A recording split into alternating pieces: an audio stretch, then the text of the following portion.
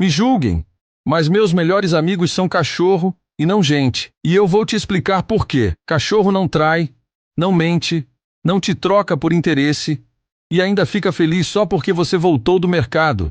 Eles não julgam suas roupas, seu cabelo ou suas escolhas. Só querem estar com você, seja rico ou pobre, de bom humor ou um caco. E o melhor, eles sentem quando você tá triste e fazem de tudo para te animar. Eles não somem quando você mais precisa, não falam mal pelas costas e jamais te abandonariam. Agora me diz, quantas pessoas você conhece que são assim? Pois é, tá cada vez mais difícil confiar nos humanos. Por isso, se amar mais meus cães do que muita gente por aí é errado, então pode deixar que eu vou errar pelo resto da vida, e com muito orgulho.